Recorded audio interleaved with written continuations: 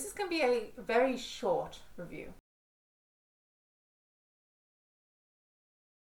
Hi guys, welcome back to my channel. If you're new here, welcome. On this channel we post writing tips, unboxings, book hauls, book reviews and the occasional vlog. And today I have another book review for you, and it is Likely Stories by Hugh Scott. The full title is Fabulous, Inspirational, Chuckle-worthy and Deeply Instructive Tales about Creative Writing as told to the author by his vigorous guru.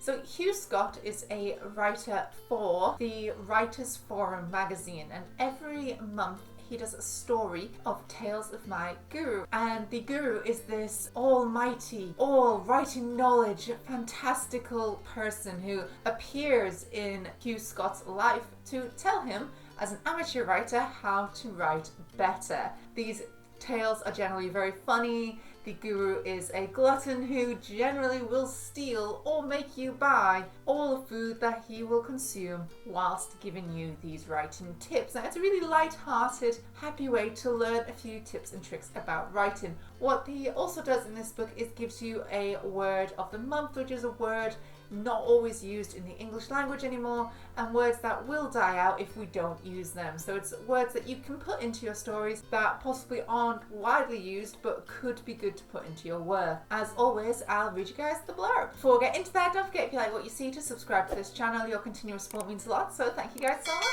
Blurb time. If you are a writer, no matter how famous, Likely Stories can be a course of study or a source of inspiration on creative writing, or simply a treasure trove of entertaining tales and words you've never heard of.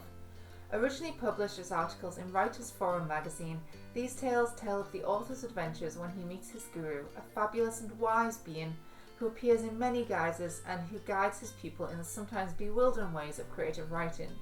Each story covers an aspect of creative writing such as character, dialogue, atmosphere, writer's block, vocabulary, etc.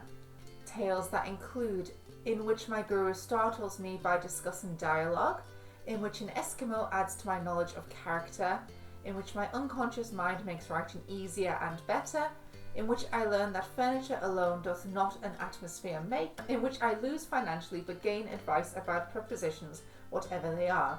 Hugh Scott is a cartoonist, columnist and the author of 16 children's novels. He won the Whitebread Prize with his novel Why Weeps the Brogan, which is a very famous children's story I'm sure we've all heard of. Hugh Scott's guru has been a constant source of advice and amusement for our readers. He has put the fun back into the fundamentals of writing, and that is by Carl Stiens, editor of the Writers Forum. So it's a very cute little read, as you can see.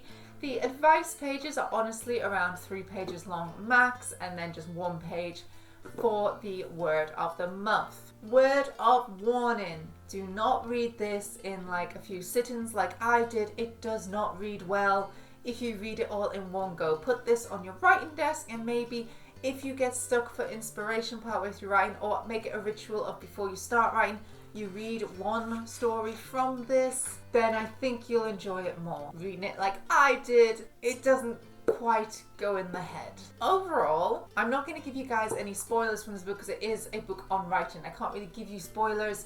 It's just advice as you're writing. But what I can say is it gives really great advice. The words that Hugh Scott chooses to try to get you to use and reuse are very fun and quirky. And I did enjoy it. It gives some good tips, good advice. However, it is quite old-fashioned in that the only real mentions of women are ones I could have done without. An example for you. On page 116. Now, this chapter is talking about writer's block. It's the idea that as a writer we say we have writer's block, that we can't write, the creativity has stopped. But what the guru argues is that a basketball player doesn't get basketball block, or a engineer doesn't get engineer block. But one of the examples that they chose to use, and the only one that is gendered specific to being a woman, page 116. Your wife returns from a shopping spree. She does not jump at a cup of tea crying, I have shopper's block. I refrain from saying I wish she would. Really, we don't need this stereotype anymore. we can get rid of this idea that only women shop, and also the idea that the man makes all the money and therefore the woman is using the man's money to shop, because very likely not the case in today's modern age. Please don't do that one. But as I say, this is an older book. The magazine has been going for absolutely years, and this book itself was published in 2011. Now, if you're not new to my channel, you know in a lot of my reviews I've picked up on a lot of these issues recently, and a lot of the books that it's in are books pre-2015, I would say, is the earliest things start to change. So I don't necessarily mark them down for it unless it's severe, because honestly it's just all of them. But just be aware it does do that, which again I think hits more because I was reading it in like big sit-ins, so it's stuck in there a bit more. With that, as I said, it begins a very short book review, because to review this, really, you just need to read it. It's little short tales. If you are looking for a stocking filler for a writing friend, this I would highly recommend, or like just a little present for their birthday, or just a surprise. It's a very good gift. It's very easy to read, it's very fun, and it's just one to keep on your desk, as I said, if you get stuck for influence.